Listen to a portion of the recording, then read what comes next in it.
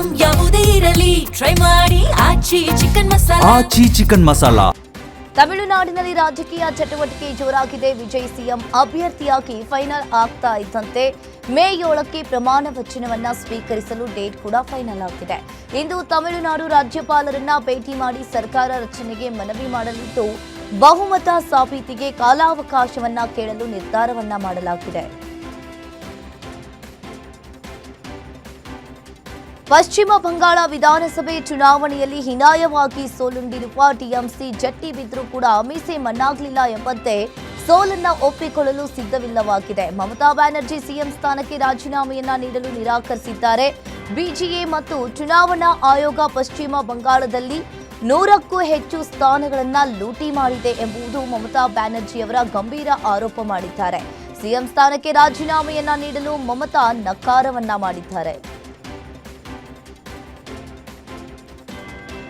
ಪಶ್ಚಿಮ ಬಂಗಾಳದ ವಿಧಾನಸಭಾ ಚುನಾವಣೆಯಲ್ಲಿ ಆಡಳಿತಾರೂಢ ತೃಣಮೂಲ ಕಾಂಗ್ರೆಸ್ ತೀವ್ರ ಮುಖಭಂಗವನ್ನ ಎದುರಿಸಿದೆ. ಬಿಜೆಪಿಯು 206 ಸ್ಥಾನವನ್ನ ವಿನ್ ಆಗುವ ಮೂಲಕ ಅಭೂತಪೂರ್ವ ಗೆಲುವನ್ನ ತನ್ನದಾಗಿಸಿಕೊಂಡಿದೆ. ಚುನಾವಣೆಗೂ ಮುನ್ನವೇ ರಾಹುಲ್ ಗಾಂಧಿ ಅವರ ಮಾತನ್ನ ಕೇಳದೆ ಮಮತಾ ಬ್ಯಾನರ್ಜಿ ದೊಡ್ಡ ಮಿಸ್ಟೇಕ್ ಮಾಡಿದ್ದಾರೆ ಅಂತ ಶಿವಸೇನೆಯ ನಾಯಕ ಸಂಜಯ್ ರಾವತ್ ಅಭಿಪ್ರಾಯಪಟ್ಟಿದ್ದಾರೆ. ಟಿಎಂಸಿ ಸೋಲಿಗೆ ಮಮತಾ ನೇರ ಕಾರಣ. ಚುನಾವಣೆಯಲ್ಲಿ ಪರಾಭವಗೊಂಡಿರುವ ಮಮತಾ ಬ್ಯಾನರ್ಜಿ ಮುಂದಾಟ ಶುರು ಮಾಡಿದ್ದಾರೆ. ಇನ್ನು ಭವಾನಿಪುರ ಮತ ಎಣಿಕೆ ಕೇಂದ್ರಕ್ಕೆ ತೆರಳಿದ್ದ ತಮ್ಮ ಮೇಲೆ ಹಲ್ಲೆ ನಡೆಸಿ ಹೊರಹಾಕಲಾಗಿದೆ ಅಂತ ಮಮತಾ ಆರೋಪ ಮಾಡಿದ್ದಾರೆ. ಮತದಾನ ಕೇಂದ್ರದಲ್ಲಿ ಅಕ್ರಮ ನಡೆದಿದ್ದು, ಸಿಆರ್ಪಿಎಫ್ ಸಿಬ್ಬಂದಿ ಗೂಂಡಾಗಿರಿಯನ್ನ ಮಾಡಿದ್ದಾರೆ. ಬಿಜೆಪಿ ಅಭ್ಯರ್ಥಿ ಸಹ ತಮ್ಮ ಬೆಂಬಲಿಗರೊಂದಿಗೆ ಮತ ಎಣಿಕೆ ಕೇಂದ್ರಕ್ಕೆ ನುಗ್ಗಿದ್ದಾರೆ ಅಂತ ಗಂಭೀರವಾಗಿ ಆರೋಪವನ್ನ ಮಾಡಿದ್ದಾರೆ. ಇನ್ನು ಹೊಟ್ಟೆಗೊದ್ದು ಮತ ಎಣಿಕೆ ಕೇಂದ್ರದಿಂದ ದೂಡಿದ್ರು ಅಂತ ಹೇಳಿ ದೀದಿ ಆರೋಪವನ್ನ ಮಾಡಿದ್ದಾರೆ. ಪುದುಚೇರಿಯಲ್ಲಿ ಮತ್ತೆ ಅಧಿಕಾರಕ್ಕೆ ಬಂದ ಸಿಂಪಲ್ ಸಿಎಂ ಎನ್ ರಂಗಸ್ವಾಮಿ ದಿಟ್ಟತನ ಹಾಗೂ ಸರಳ ಜೀವನ ಶೈಲಿಯೂ ಕೂಡ ಮತ್ತೊಮ್ಮೆ ಎನ್ ರಂಗಸ್ವಾಮಿ ಅವರನ್ನ ಸಿಎಂ ಕುರ್ಚಿಯಲ್ಲಿ ಕೂರಿಸಿದೆ. ಮ್ಯಾಜಿಕ್ ನಂಬರ್ 16 ಆಗಿದ್ದು, ಎನ್ಡಿಎ ಮೈತ್ರಿಕೂಟದ ಎನ್ಆರ್ಸಿಗೆ ಬರೋಬ್ಬರಿ 18 ಕ್ಷೇತ್ರಗಳಲ್ಲಿ ಜಯ ಲಭಿಸಿದೆ. ಪುದುಚೇರಿಯಲ್ಲಿ ಮತ್ತೆ ಅಧಿಕಾರಕ್ಕೆ ಬಂದಿದ್ದಾರೆ.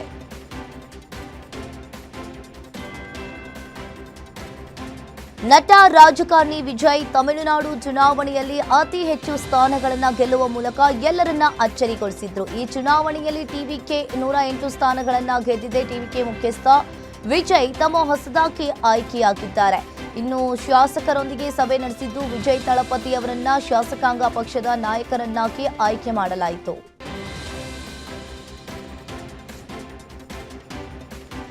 ನಟ ರಾಜಕಾರಣಿ ವಿಜಯ್ ಅವರ ಪಕ್ಷವಾದ ಟಿವಿಕೆ ತಮಿಳುನಾಡಿನಲ್ಲಿ ಅತಿ ದೊಡ್ಡ ಪಕ್ಷವಾಗಿ ಹೊರಹೊಮ್ಮಿದೆ. 2026ರ ವಿಧಾನಸಭಾ ಚುನಾವಣೆಯಲ್ಲಿ ಟಿವಿಕೆ ಒಟ್ಟು 108 ಸ್ಥಾನಗಳನ್ನು ಗೆದ್ದಿದೆ. ಟಿವಿಕೆ ಅತಿ ದೊಡ್ಡ ಪಕ್ಷವಾಗಿದ್ರೂ ಕೂಡ ಅದು ಇನ್ನೂ ಬಹುಮತದ ಕೊರತೆಯನ್ನ ಎದುರಿಸ್ತಾ ಇದೆ.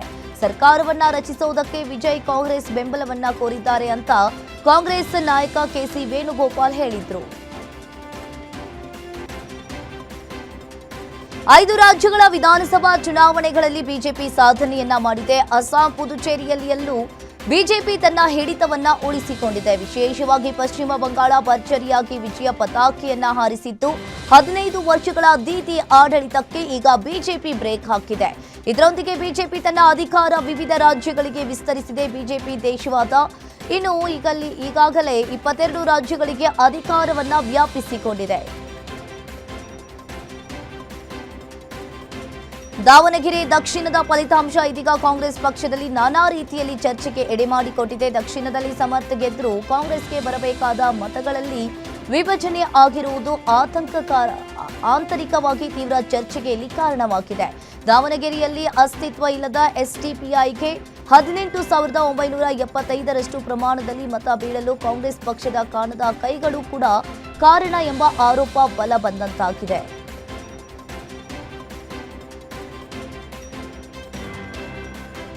ದಾವಣಗೆರೆ ದಕ್ಷಿಣ ವಿಧಾನಸಭಾ ಕ್ಷೇತ್ರದ ಉಪಚುನಾವಣೆ ಕಾಂಗ್ರೆಸ್ನಲ್ಲಿ ಮಹತ್ವದ ಆಂತರಿಕ ಬೆಳವಣಿಗೆಗಳಿಗೆ ಕಾರಣವಾಗಿದೆ. ಇನ್ನು ದಾವಣಗೆರೆ ಉಪಚುನಾವಣೆಯಲ್ಲಿ ಕಾಂಗ್ರೆಸ್ ಅಭ್ಯರ್ಥಿ ಸಮರ್ಥ ಗೆಲ್ಲುವ ಕಾಂಗ್ರೆಸ್ ಪಕ್ಷದ ಮುಸ್ಲಿಂ ಮುಖಂಡರಲ್ಲಿ ಭಿನ್ನ ಅಭಿಪ್ರಾಯವನ್ನ ಸೃಷ್ಟಿ ಮಾಡಿದೆ.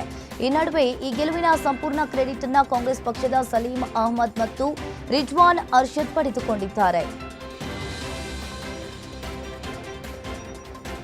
ಶೃಂಗೇರಿಯಲ್ಲಿ ನಡೆದಿದ್ದು ಓಟ್ ಚೋರಿಯಲ್ಲ, ಬದಲಾಗಿ ಮತ ಡಕಾಯಿತಿ ಅಂತ ಸಿಎಂ ಸಿದ್ದರಾಮಯ್ಯ ಗಂಭೀರವಾಗಿ ಆರೋಪವನ್ನ ಮಾಡಿದ್ದಾರೆ. ಎಣಿಕೆಯಾದ ಬಳಿಕ ಟ್ರಂಕ್ನಲ್ಲಿ ಮತಪತ್ರಗಳನ್ನ ಇಡ್ತಾರೆ. ಕೌಂಟಿಂಗ್ ಅವಧಿಯಲ್ಲಿ ಬಿಜೆಪಿ ಅಧಿಕಾರದಲ್ಲಿ ಇತ್ತು, ಸಿಬ್ಬಂದಿ ಮೂಲಕ ತಿದ್ದುಪಡಿ ಮಾಡಿದ್ದು ಖಚಿತವಾಗಿದೆ ಅಂತ ಸಿಎಂ ಸಿದ್ದರಾಮಯ್ಯ ಗಂಭೀರವಾಗಿ ಆರೋಪವನ್ನ ಮಾಡಿದ್ರು. ಸಿಎಂ ಸಿದ್ದರಾಮಯ್ಯ ಆಡಳಿತ ಅವಧಿಯಲ್ಲಿ ನಡೆದು 5 ಉಪಚುನಾವಣೆಗಳಲ್ಲಿ ಕಾಂಗ್ರೆಸ್ ಗೆಲುವನ್ನ ಸಾಧಿಸಿದೆ. ಈ ಮೂಲಕ ರಾಜ್ಯದಲ್ಲಿ ಆಡಳಿತ ವಿರೋಧಿ ಅಲೆ ಇದೆ ಎಂಬ ವಾದಕ್ಕೆ ಹಿನ್ನಡೆ ಉಂಟಾಗಿದೆ. ಅಲ್ಲದ ಸಿದ್ದರಾಮಯ್ಯ ಇಲ್ಲಿ ನಾಯಕತ್ವಕ್ಕೆ ಪಂಚ ಉಪಚುನಾವಣೆಗಳ ಗೆಲುವು ಶಕ್ತಿ ತುಂಬಿದೆ. ಇದು ರಾಜ್ಯ ರಾಜಕಾರಣದಲ್ಲಿ ಹೊಸ ಸಂಚಲನವನ್ನ ಮೂಡಿಸಿದೆ.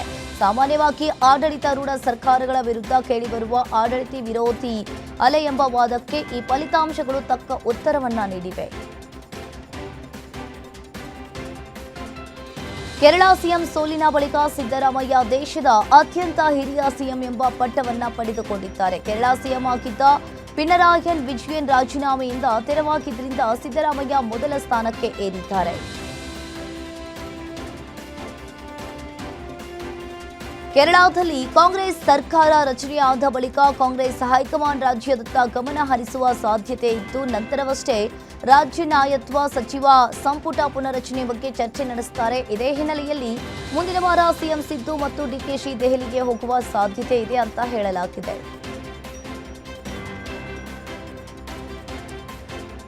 ಜಾತಿ ನಿಂದನೆಯನ್ನ ಮಾಡಿದ್ದಾರೆ ಎಂಬ ಆರೋಪದಡಿ ಹರಿಹರದ ಬಿಜೆಪಿ ಶಾಸಕ ಬಿಪಿ ಹರೀಶ್ ವಿರುದ್ಧ ಹರಿಹರ ಟೌನ್ ಠಾಣೆ ಪ್ರಕರಣ ದಾಖಲಾಗಿತ್ತು. ಇದೀಗ ಈ ಜಾತಿ ನಿಂದನೆ ಪ್ರಕರಣಕ್ಕೆ ಸಂಬಂಧಿಸಿದಂತೆ ಹರೀಶ್ಗೆ ಕೋರ್ಟ್ ಬಂಧನದ ವಾರೆಂಟ್ ಜಾರಿ ಮಾಡಿದೆ. ಜಾತಿ ನಿಂದನೆ ಪ್ರಕರಣದಲ್ಲಿ ವಿಚಾರಣೆಗೆ ಹಾಜರಾಗದ ಹಿನ್ನೆಲೆಯಲ್ಲಿ ಬೆಂಗಳೂರಿನ ಜನಪ್ರತಿನಿಧಿಗಳ ವಿಶೇಷ judge Santosh Gajanan Bhat arrest warrant ಜಾರಿ ಮಾಡಿದ್ದಾರೆ. ಮನೆಯ ಮುಂದೆ ಆಟವಾಡ್ತಾ ಇದ್ದ ಕೇವಲ 3 ವರ್ಷದ ಮಗುವಿನ ಮೇಲೆ ಬೀದಿ ನಾಯಿಯೊಂದು ಕ್ರೂರವಾಗಿ ದಾಳಿ ಮಾಡಿದೆ. ಬಾಲಕನನ್ನ ಬಾಯಿಯಲ್ಲಿ ಕಚ್ಚಿಕೊಂಡು ಸುಮಾರು 100 ಅಡಿಗಳಷ್ಟು ದೂರ ಎಳೆದೊಯ್ದು ಭಯಾನಕ ದೃಶ್ಯ ಸಿಸಿಟಿವಿ ಕ್ಯಾಮೆರಾದಲ್ಲಿ ಸೆರೆಯಾಗಿದೆ. ವಿಜಯಪುರದ ನಗರದ ರಾಜ್ಕುಮಾರ್ ಲೇಔಟ್ನಲ್ಲಿ ಈ ದುರ್ಘಟನೆ ಸಂಭವಿಸಿದೆ.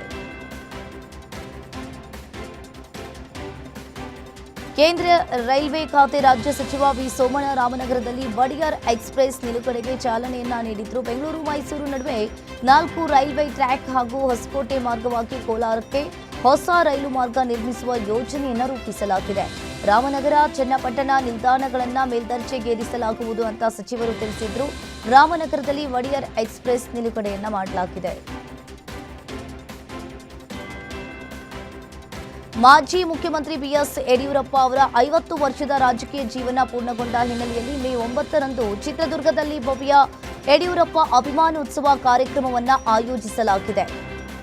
ಮಾದರ ಚೆನ್ನಯ್ಯ ಮಠದ ಬಳಿ ಬೃಹತ್ ವೇದಿಕೆ ನಿರ್ಮಾಣವನ್ನ ಮಾಡಲಾಗಿದ್ದು, ಈ ಕಾರ್ಯಕ್ರಮದಲ್ಲಿ ಕೇಂದ್ರ ಗೃಹ ಸಚಿವ ಅಮಿತ್ ಶಾ ಸ್ವಾಮೀಜಿಗಳು ಪಾಲ್ಗೊಳ್ಳಲಿದ್ದಾರೆ.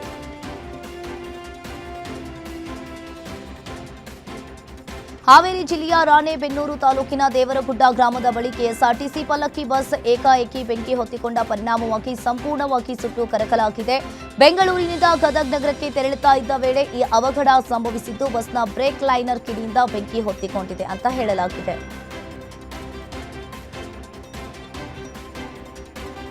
ಬೆಂಗಳೂರಿನ ಯೂತ್ಸ್ಗೆ ಮತ್ತೊಂದು ಬಿಗ್ ಶಾಕ್ ಎದುರಾಗಿದೆ. ಸಿಲಿಂಡರ್ ಆಯಿತು, ಪೆಟ್ರೋಲ್ ಡೀಸೆಲ್ ಆಯಿತು, ಇದೀಗ ಪಿಜಿಗಳ ಸರದಿಯಾಗಿದೆ.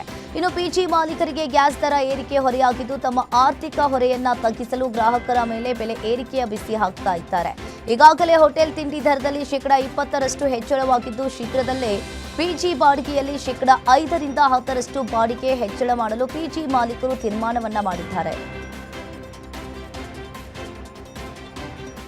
ಕರ್ನಾಟಕದ ಸೂರ್ಯಕಾಂತಿ ಬೆಳೆಗಾರರ ಬೆಂಬಲಕ್ಕೆ ನಿಂತ ಬೆನ್ನಲ್ಲೇ ಕೇಂದ್ರ ಸರ್ಕಾರ ಇದೀಗ ಕಬ್ಬು ಬೆಳೆಗಾರರಿಗೂ ಕೂಡ ಬೆಂಬಲ ಬೆಲೆ ಹೆಚ್ಚಿಸಿ ಅಂತ ಹೇಳಿ ನೆರವಿಗೆ ಬಂದಿದೆ ಅಂತ ಕೇಂದ್ರ ಆಹಾರ ಮತ್ತು ನಾಗರಿಕ ಸರಬರಾಜು ಸಚಿವ ಪ್ರಹ್ಲಾದ್ ಜೋಶಿ ತಿಳಿಸಿದ್ದಾರೆ. ಕೇಂದ್ರ ಸಚಿವ ಸಂಪುಟ 2026-27ನ ಹಂಗಾಮಿಗೆ ಕಬ್ಬಿಗೆ 10.25 ಮೂಲ ಈಗಾಗಲೇ ರಿಕವರಿ ದರದ ಮೇಲೆ ಪ್ರತಿ ಕ್ವಿಂಟಲ್ಗೆ 365 ರೂಪಾಯಿ ಲಾಭದಾಯಕ ಬೆಲೆಯನ್ನ ಅನುಮೋದಿಸಿದೆ. ಡ್ರಗ್ಸ್ ದಂಧೆ ವಿರುದ್ಧ ಬೆಂಗಳೂರು ಪೊಲೀಸರು ಸಮರ ಸಾರಿದ್ದಾರೆ. ರೌಡಿ ಸೇರಿದಂತೆ 11 ಮಂದಿಯನ್ನ ಪ್ರತ್ಯೇಕವಾಗಿ ಬಂಧಿಸಿ ಸುಮಾರು 32 ಕೋಟಿ ಮೌಲ್ಯದ ಡ್ರಗ್ಸ್ ಅನ್ನ ಕಸ್ಟಮ್ಸ್ ಪೊಲೀಸರು ವಶಪಡಿಸಿಕೊಳ್ಳಲಾಗಿದೆ. ಇನ್ನು ನಗರದಲ್ಲಿ ಡ್ರಗ್ಸ್ ದಂಧೆ ನಡೆಸ್ತಾ ಇದ್ದ ಸೈಯದ್ ಮತ್ತು ಸಹಚರರನ್ನ ಯಶವಂತಪುರ ಪೊಲೀಸರು ಬಂಧಿಸಿದ್ದಾರೆ. 2023-24ನೇ ಸಾಲಿನ ಗೆಜೆಟೆಡ್ ಪ್ರೊಬೇಷನರಿ ಗ್ರೂಪ್ ಎ ಮತ್ತು ಪಿ ವೃಂದದ 384 ಹುದ್ದೆಗಳ ವ್ಯಕ್ತಿತ್ವ ಪರೀಕ್ಷೆಗೆ ಈಗಾಗಲೇ ಆಯ್ಕೆಯಾದ 1158 ಅಭ್ಯರ್ಥಿಗಳಿಗೆ ಇಂದಿನಿಂದ ವ್ಯಕ್ತಿತ್ವ ಪರೀಕ್ಷೆ ನಡೆಯಲಿದೆ. ಅರ್ಹ ಅಭ್ಯರ್ಥಿಗಳು ನೋಂದಣಿ ಸಂಖ್ಯೆಯೊಂದಿಗೆ ಅವರಿಗೆ ನಿಗದಿಯಾದ ದಿನಾಂಕದಂದು ವ್ಯಕ್ತಿತ್ವ ಪರೀಕ್ಷೆಗೆ ಹಾಜರಾಗಬೇಕು ಅಂತ ಲೋಕಸೇವಾ ಆಯೋಗದ ಕಾರ್ಯದರ್ಶಿ ತಿಳಿಸಿದ್ದಾರೆ. ಬೇಸಿಗೆ ಬಿಸಿಲಿನ ಬೇಗೆಯಿಂದ ಕಂಗೆಟ್ಟಿದ್ದ ಬೆಳಗಾವಿ ಮಂದಿಗೆ ಮಳೆರಾಯ ತಂಪೆರೆದಿದ್ದಾನೆ. ಜಿಲ್ಲೆಯ ಹಲವೆಡೆ ಬಿರುಗಾಳಿ ಸಹಿತ ಧಾರಾಕಾರವಾಗಿ ಮಳೆ ಸುರಿದಿದ್ದು ಬಿಸಿಲಿನಲ್ಲಿ ಬೆಂದು ಹೋಗಿದ್ದ ಜನಜೀವ ಈಗ ತಂಪಾಗಿದೆ. ಜಿಲ್ಲೆಯ ಹಲವು ಭಾಗಗಳಲ್ಲಿ ಕಳೆದ 1 ಗಂಟೆಯಿಂದ ಭಾರೀ ಮಳೆಯಾಗಿದ್ದು ವಾಹನ ಸವಾರರು ಕೂಡ ಪರದಾಡಿದ್ದಾರೆ.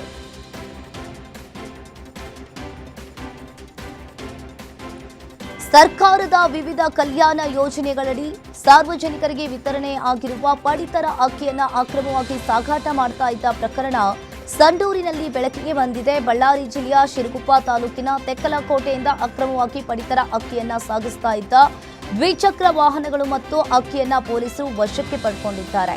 ಈ ಕುರಿತು ತೆಕ್ಕಲಕೋಟೆ ಪೊಲೀಸ್ ಠಾಣೆಯಲ್ಲಿ ಈ ಪ್ರಕರಣ ದಾಖಲಾಗಿದೆ. ಹೆಲ್ಮೆಟ್ ಅನ್ನ ಹಾಕದೆ ಬಂದ ವ್ಯಕ್ತಿಯನ್ನ ಪೊಲೀಸರು ಪ್ರಶ್ನೆ ಮಾಡಿದ್ದಕ್ಕೆ ಪೊಲೀಸರಿಗೆ ಆವಾಜ್ ಹಾಕಿರುವ ಘಟನೆ ಶಿವಮೊಗ್ಗದ ಗಾಂಧಿ ಬಜಾರ್ ಮುಖ್ಯ ರಸ್ತೆಯಲ್ಲಿ ನಡೆದಿದೆ. ಹೆಲ್ಮೆಟ್ ಅನ್ನ ಧರಿಸದೆ ಬೈಕ್ ಚಲಾಯಿಸಿಕೊಂಡು ಬಂದಿದ್ದ ವ್ಯಕ್ತಿಯನ್ನ ನಿಲ್ಲಿಸಿ ಹೆಲ್ಮೆಟ್ ಧರಿಸುವ ಬಗ್ಗೆ ಮಹತ್ವವನ್ನ ತಿಳಿಸುವಾಗ ಯುವಕ ಸೈಯದ್ ಮುಜ್ಮಿಲ್ ಪೊಲೀಸರ ಮೇಲೆ ಹಲ್ಲೆಗೆ ಮುಂದಾಗಿದ್ದಾನೆ. ತಕ್ಷಣ ಪೊಲೀಸರ ಕರ್ತವ್ಯಕ್ಕೆ ಅಡ್ಡಿ ಹಿನ್ನೆಲೆಯಲ್ಲಿ ಬಂಧಿಸಿ ನ್ಯಾಯಾಂಗ ಬಂಧನಕ್ಕೊಪ್ಪಿಸಿದ್ದಾರೆ. ಹರಿಹರ ಪಂಚಮಸಾಲಿ ಪೀಠದಲ್ಲಿ ಸ್ವಾಮೀಜಿ ಮತ್ತು ಪೀಠದ ಟ್ರಸ್ಟ್ಗಳ ನಡುವೆ ಜಗಳ ಜೋರಾಗಿದ್ದು ಮುಂದಿನ 1 ತಿಂಗಳು ಮಟ್ಟದಲ್ಲಿ ಯಾವುದೇ ಸಭೆ ನಡೆಸಬಾರದು ಅಂತ ಹೇಳಿ ಜಿಲ್ಲಾಡಳಿತ ನಿಷೇಧಾಜ್ಞೆ ಹೇರಿದೆ. ಮೇ 30ರವರೆಗೆ ಮಟ್ಟದಲ್ಲಿ ಯಾವುದೇ ಸಭೆ ಸಮಾರಂಭಗಳು ಮಾಡಬಾರದು ಅಂತ ಹೇಳಲಾಗಿದೆ.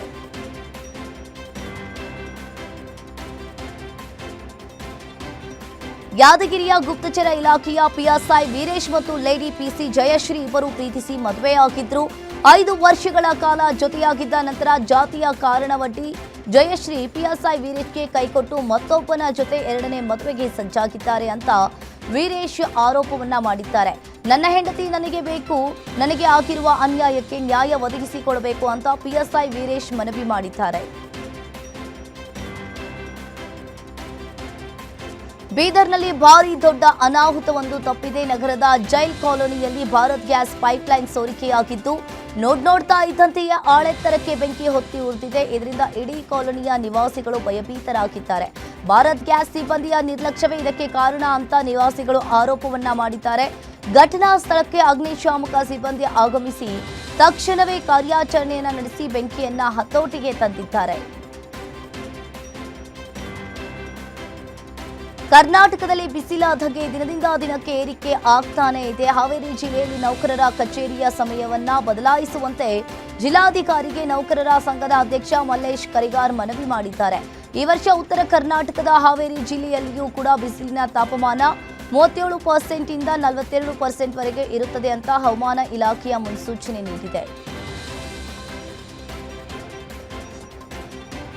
ವಿಶ್ವವಿಖ್ಯಾತ ಮೈಸೂರು ದಸರಾ 2025ರ ಖರ್ಚು ವೆಚ್ಚವನ್ನ ಜಿಲ್ಲಾಡಳಿತ ಬಿಡುಗಡೆ ಮಾಡಿದೆ. ದಸರಾ ಮುಗಿದು 6 ತಿಂಗಳು ಕಳೆದರೂ ಕೂಡ ಯಾಕೆ ದಸರಾ ಲೆಕ್ಕವನ್ನ ಕೊಡ್ತಿಲ್ಲ ಅಂತ ಸಾರ್ವಜನಿಕವಾಗಿ ಸಾಕಷ್ಟು ಟೀಕೆಗಳು ಕೂಡ ಕೇಳಿ ಬರ್ತಾ ಇತ್ತು.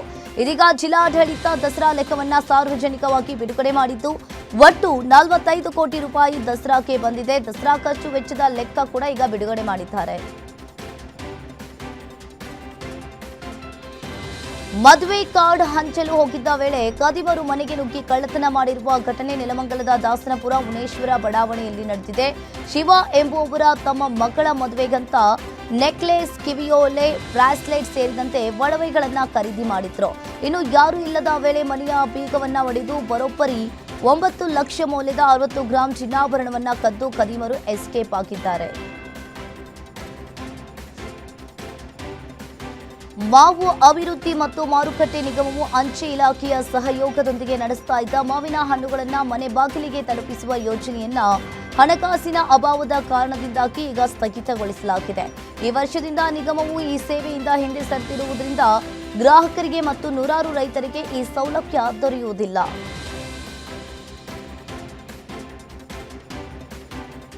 ನಟ ಚೇತನ್ ಅಹಿಂಸಾ ಇತ್ತೀಚೆಗೆ ಡಾಕ್ಟರ್ ರಾಜ್ಕುಮಾರ್ ಅವರ ಸ್ಮಾರಕದ ಜಾಗಕ್ಕೆ ಸಂಬಂಧಿಸಿದಂತೆ ನೀಡಿದ ಹೇಳಿಕೆ ಅಭಿಮಾನಿಗಳ ಆಕ್ರೋಶಕ್ಕೆ ಕಾರಣವಾಗಿತ್ತು. ಇದೀಗ ನಟ ಚೇತನ್ ಅಹಿಂಸಾ ಅವರನ್ನ ಗಡೀಪಾರು ಮಾಡುವಂತೆ ಕನ್ನಡಪರ ರಾಜ್ಕುಮಾರ್ ಸಂಘದಿಂದ ಆಗ್ರಹಿಸಲಾಗಿದೆ. ಕರ್ನಾಟಕದಲ್ಲಿ ಮುಂದಿನ 5 ದಿನಗಳ ಕಾಲ ಮಳೆಯಾಗುವ ಮುನ್ಸೂಚನೆ ನೀಡಿದೆ. ಬೆಂಗಳೂರು ಸೇರಿದಂತೆ ದಕ್ಷಿಣ ಒಳನಾಡಿನ ಹಲವು ಜಿಲ್ಲೆಗಳಿಗೆ ಮೇ 6 ಮತ್ತು 7ರಂದು ಯೆಲ್ಲೋ ಅಲರ್ಟ್ ಅನ್ನು ಘೋಷಿಸಲಾಗಿದೆ. ಗುಡುಗು, ಮಿಂಚು ಹಾಗೂ ಬಿರುಗಾಳಿ ಸಹಿತ ಮಳೆಯಾಗಲಿದ್ದು ಸಾರ್ವಜನಿಕರು ಎಚ್ಚರಿಕೆಯನ್ನು ವಹಿಸಲು ಸೂಚಿಸಲಾಗಿದೆ.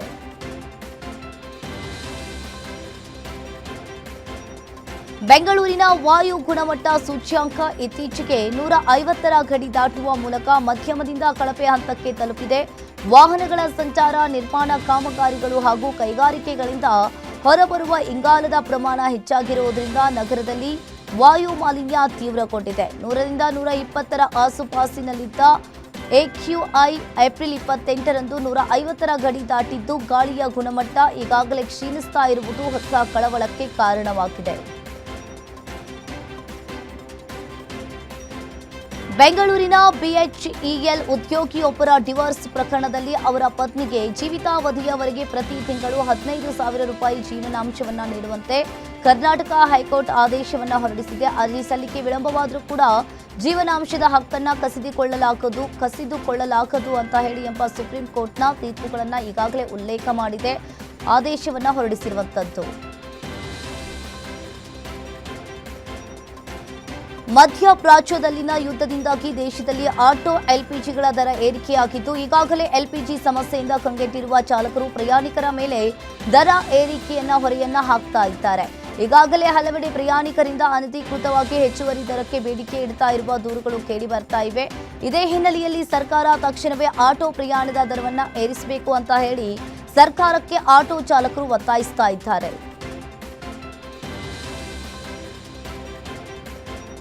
ತಿರುಪತಿ ಲಡ್ಡು ತಯಾರಿಕೆಯಲ್ಲಿ ಕರ್ನಾಟಕದ ಹೆಮ್ಮೆಯ ನಂದಿನಿ ತುಪ್ಪದ ಘಮಲು ಮತ್ತೆ ಮರಳಿದೆ. ಬೆಂಗಳೂರು ನಗರ ಗ್ರಾಮಾಂತರ ಹಾಗೂ ಬೆಂಗಳೂರು ದಕ್ಷಿಣ ಜಿಲ್ಲಾ ಸಹಕಾರಿ ಹಾಲು ಉತ್ಪಾದಕರ ಸಂಘಗಳ ಒಕ್ಕೂಟವು ಕೂಡ ಈಗಾಗಲೇ ತಿರುಪತಿ ದೇವಸ್ಥಾನಕ್ಕೆ ಗುಣಮಟ್ಟದ ನಂದಿನಿ ತುಪ್ಪ ಸರಬರಾಜು ಮಾಡಲು ಆರಂಭವನ್ನ ಮಾಡಿದೆ.